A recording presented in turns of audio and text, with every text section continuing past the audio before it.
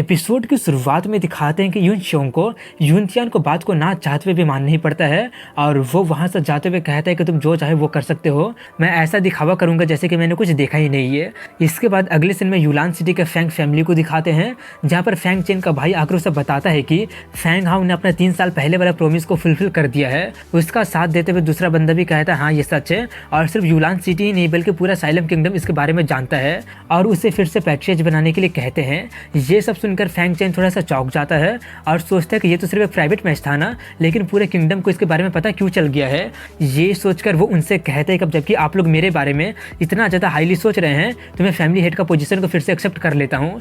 तभी वहाँ पर एक बंदा आकर उन्हें बताता है कि जनरल हमसे मिलने के लिए आए हैं। वहीं पर बाहर में दिखाते हैं जहाँ पर जनरल आकर उन्हें बताता है कि फैंग फैमिली को किंगडम का मार्किस बना दिया गया है। ये सुनकर उसके फैमिली वाले काफ़ी ज़्यादा खुश हो जाते हैं। वहीं पर वो आगे कहते हैं कि हम यहाँ पर आपके पूरे फैमिली को रॉयल कैपिटल में एस्कॉर्ट करने के लिए आए हैं। ये सब सुनकर फैंग चेन सोचता है कि ये सब फैंग हाओ के कारण ही हो पाया है, आखिर ये सब करने में उसे कितना ज़्यादा मेहनत करना होगा सिर्फ वही जानता होगा। इसके बाद अगले सीन में शैडो टेंपल के हेडक्वार्टर को दिखाते हैं, जहाँ पर एक डिसाइपल अपने एल्डर से मिलने जाता है। उसे देखकर एल्डर पूछता तो इसका मतलब यूनशोंग भी सरेंडर करने से मना कर दिया है ना? वो हाँ में जवाब देता है। ये सुनकर एल्डर कहता है कि इससे कोई फर्क नहीं पड़ने वाला है, क्योंकि अब सिर्फ कुछ ही टाइम में साइलम किंगडम अब एग्जिस्ट करेगा ही नहीं। तभी उसका डिसाइपल डरते हुए एक और बात बताता है कि रिलायबल इन्फॉर्मेशन के अकॉर्डिंग प्रिंस वो यूनतियान कैपिटल में वापस आ गया है।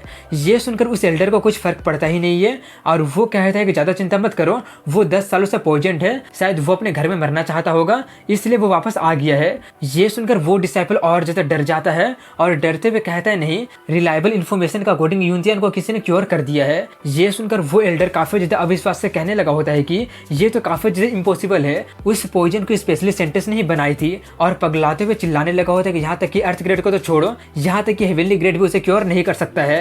उसका वैसा बर्ताव देखकर उसका डिसाइपल और ज़्यादा डरते हुए कहता है कि जो कुछ भी मैं बोला हूँ वो सब सच है। वहीं पर ये सुनकर वो चिल्लाते हुए कह रहा होता है कि जबकि उसका पॉइजन को किसी ने क्योर कर दिया है तो ये सिर्फ कुछ ही टाइम की बात है कि यूनशोंग को भी क्योर कर दिया जाएगा। लगता है कि तुम फिर से अपने काम में असफल हो गए हो, तुम्हारा साइलम किंगडम वाला ब्रांच कोई भी प्रोग्रेस नहीं कर रहा है और तुम लोग सबसे लास्ट में भी आ रहे हो। ये बोलकर वो उसका गला घोटने लगता है। ये देखकर वो बहुत ही मुश्किलों से बोल पाता है कि मेरे पास उस लड़की के बारे में जानकारी है जिसने उसके पॉइजन को क्योर किया है। ये सुनकर वो काफी ज्यादा शॉक्ड हो जाती है। इसके बाद अगले सीन में फैंग को दिखाते हैं, जहाँ पर वो टावर में प्रैक्टिस कर रहा होता है। तभी थर्ड एल्डर उसे बताता है कि तुम्हारी लिटिल लवर तुम्हें ढूंढ रही है। ये सुनकर वो कहता है आता हूँ। ये बोलकर वो सोचता है कि यहाँ का थंडर एट्रीब्यूट सच में काफी ज्यादा कमाल का है, इस रेट से तो मैं मार्शल स्पिरिट लेवल में आसानी से पहुंच जाऊंगा और शायद मैं एंसेस्टर लेवल में भी ब्रेक थ्रू कर लूंगा। लेकिन तभी उसके मास्टर कहते कि सपने देखना बंद कर दो। ये सुनकर वो चौंकते हुए पूछते कि आप ऐसा क्यों बोल रहे हैं। वो बताती है कि ये तुम्हारे बॉडी के ट्रेनिंग की स्पीड को बढ़ा सकता है, लेकिन सिर्फ इसी पर डिपेंड होकर हाई लेवल पर जाना बेवकूफ़ी होगा।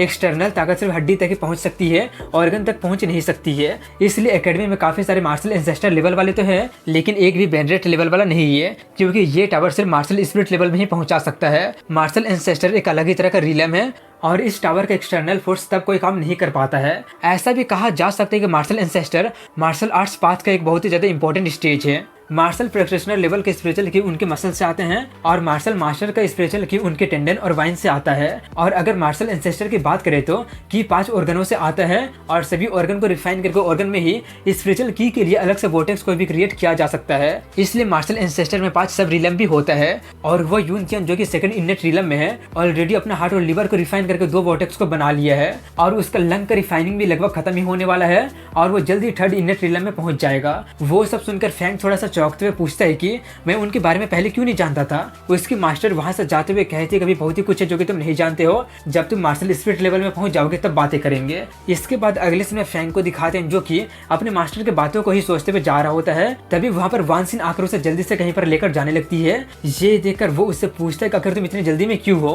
वो बताती है कि तुम्हारी फैमिली रॉयल कैपिटल में आ गई है। इसके बाद अगले सीन में शैडो डीमन कल्ट के टेंपल को दिखाते हैं, जहाँ पर उनकी सेंटेंस को दिखाते हैं जो कि काफी खूबसूरत फूलों का गार्डन में बैठी होती है। तभी वहां पर उसकी एक सर्वेंट आकर डरते हुए कहती है कि साइलम किंगडम के जिन डायनेस्टी का डायरेक्शन से एक मैसेज आया है और वो ये है कि आपके द्वारा बनाए गए हार्ट बर्निंग पॉइजन को क्योर कर दिया गया है। ये सुनकर वो पूछते किसने उसे क्योर कर दिया है, उसके बारे में तुम्हारे पास कुछ क्लू है क्या। वो बताती कि मैं सुनी हूँ कि वो एक 15 साल का बच्चा है। ये सुनकर वो उसे जाकर एल्डर को इन्फॉर्म करने के लिए कहती है क्योंकि वो मीटिंग करने वाली होती है। इसके बाद उसके ग्रेट हॉल को दिखाते हैं, जहाँ पर वो जाकर सभी लोगों से पूछती है कि तुम लोग जिन डायनेस्टी से आई हुई न्यूज को तो सुन ही लिए होगे, होंगे एक 15 साल का बच्चा हीट पॉइजन को डिटॉक्सिफाई कर दिया है। ये सुनकर सभी लोग उसी के बारे में डिस्कस करने लगते हैं कि हमें जल्दी से उस बच्चे को खत्म कर देना चाहिए। उनकी बातें सुनकर सेंटेंस कहती है कि अगर ऐसी बात है तो तुम लोग अभी तो कोई भी एक्शन क्यों नहीं लिए हो, क्या तुम लोग मेरा सूरा टीम को भेजने का इंतजार कर रहे हो। तभी एक कहता है कि हमें उस बच्चे को मारना नहीं चाहिए क्योंकि वो कोरोनरी हार्ट डिजीज को भी क्योर कर सकता है। ये सुनकर सभी लोग थोड़े से चौंक जाते हैं और उसी के बारे में बातें करने लगते हैं। उनकी बातें सुनकर सेंटेंस कहती है तो इसका मतलब तुम सभी लोग ओल्ड होते जा रहे हो, इसलिए तुम लोगों को डर लग रहा है कि अगर मैं उसे मार देती हूँ तो तुम लोगों का क्योर कौन करेगा। उसे मारना इतना ज्यादा जरूरी नहीं है, मैं तो सिर्फ ये सोच रही हूँ कि एक 15 साल का बच्चा मेरे हीट पॉइजन को डिटॉक्सिफाई कर सकता है। मैं उस बच्चे से मिलना चाहती हूँ, अगर वो मेरा टेंपल को ज्वाइन कर लेगा तो उसे सन ऑफ सेंट बनाना बुरा आइडिया नहीं होगा। अगले सीन में रॉयल कैपिटल को दिखाते हैं जहाँ पर फैंग फैमिली का न्यू रेसिडेंसी को दिखाते हैं जहाँ पर काफी सारे लोग आए हुए होते हैं और तभी वहाँ पर फैंग भी पहुंच जाता है। उसे देखकर फैंग चेन जल्दी से जाकर उसे गले लगा लेता है और कहने लगा होता है कि ये बहुत ही अच्छा हुआ कि तुम बिल्कुल ठीक हो। तभी वहाँ पर यूनचियन भी आ जाता है, उसे देखकर सभी लोग उसे ग्रीट करने लगते हैं। इसके बाद घर के अंदर का सीन दिखाया जाता है जहाँ पर लिंगियर काफी देर से फैंग का इंतजार कर रही होती है और जब फैंग अंदर में आता है तो उसे एक दूसरी लड़की का हाथ पकड़ा हुआ देखकर और उसे इतनी खुशी खुशी बातें करते देखकर उसका दिमाग काफी ज्यादा खराब होने लगा होता है और वो सोचती है कि आखिर वो लड़की कौन है। उसकी नजर को अपने ऊपर फील करके वान भी देखकर सोचने लगी होती है कि आखिर वो कौन है। एक दूसरे को देखकर उन दोनों का दिमाग काफी ज्यादा खराब होने लगता है। तभी उसे और जलाने के लिए वान जानबूझकर फैंग को और ज्यादा करीब जाने लगती है। ये देखकर लिंगियर का दिमाग काफी ज्यादा खराब होने लगा होता है और वो उसके करीब जाकर उसके गले लगने लगती है। लेकिन तभी उसकी मदर आकर उन दोनों को कोर्टयार्ड में लेकर जाने लगती है। ये देखकर उसके फादर उससे कहते हैं कि उन दोनों में से किसी को भी लेट डाउन मत करना। इसके बाद अनाउंस किया जाता है कि फैंग यू एकेडमी का वाइस प्रेसिडेंट और डीन आ गए हैं। उन्हें देखकर फैंग पूछता है कि आपका यहाँ पर आना कैसे हुआ। वो हंसते हुए कहते हैं कि अब जबकि तुम्हारा फैमिली कैपिटल में आ गया है तो मैं यहाँ पर कैसे मिलने ना आऊँ। उन्हें देखकर वहाँ पर मौजूद सभी लोग आपस में बातें करने लगते हैं। तभी अनाउंस किया जाता है कि एकोड ऑक्शन हाउस का मास्टर ओ यंग क्विंग और ओ यंग युआन आ गए हैं और फार्मासिस्ट गिल्ड का प्रेसिडेंट भी आ गए हैं। उतने बड़े बड़े लोगों को देखकर सभी लोग काफी ज्यादा हैरान हो जाते हैं और कहने लगे होते हैं कि आखिर इस फैंग फैमिली का ओरिजिन क्या है। उस शौक से वो लोग उभरे नहीं होते हैं कि तभी वहाँ पर यून फैमिली भी पहुंच जाते हैं। उन्हें देखकर वहाँ पर मौजूद ऑडियंस और ज्यादा हैरान हो जाते हैं। तभी यून शंग फैंग चिन से कहते हैं कि हम यहाँ पर आपसे माफी मांगने के लिए आए हैं। ये सुनकर सभी लोग काफी ज्यादा हैरान हो जाते हैं कि आखिर ये सब हो क्या रहा है और ये फैंग फैमिली कितना ज्यादा स्ट्रॉन्ग है। वहीं पर यून शंग फैंग चिन से बोल रहा होता है कि मैं अपने डिसेंडेंट को अच्छी तरह से ना सिखाने के लिए रिस्पॉन्सिबल हूँ, लेकिन मैं हमेशा अपने लाइफ में ऑनेस्ट और ओपन रहा हूँ और दूसरों को बुली करने वाला मुझे बिल्कुल भी पसंद नहीं है। मेरा अनवर्दी ग्रैंड डॉटर के द्वारा किया गया सीन का मैं पूरा रिस्पॉन्सिबिलिटी लेने के लिए तैयार हूँ, इसलिए मैं फैंग फैमिली के पैट्रियट से माफी का भीख मांगता हूँ। ये बोलकर वो झुकने लगता है। ये देखकर वो उसे जल्दी से रोक कर कहने लगा होता है आपको ये सब करने को कुछ भी जरूरत नहीं है, लेकिन यून शंग उससे माफी मांगते ही रहता है। ये देखकर डीन कहता है कि आप ये क्या कर रहे हैं, आपकी ग्रैंड डॉटर गलती की है तो उसी को एडमिट करने दीजिए। तभी यून चियन कहता है कि ये काफी अच्छी बात है कि यहाँ पर काफी सारे लोग मौजूद है इसे विटनेस करने के लिए, इसलिए फैंग और यून फैमिली को कॉन्फ्लिक्ट को यहीं पर एंड किया जाता है। अब से हम सभी लोग दोस्त हैं। ये बोलकर वो जल्दी से इंग को उसका गलती मानने के लिए कहता है। ये सुनकर वो सोचती है कि मुझे यकीन नहीं हो रहा है कि सिर्फ 3 ही साल में मुझे इस फॉर्मल मीडियोकर पर्सन से इतने सारे लोगों के सामने माफी मांगना पड़ रहा है, लेकिन मैं ग्रैंडपा के लिए कुछ भी करूंगी।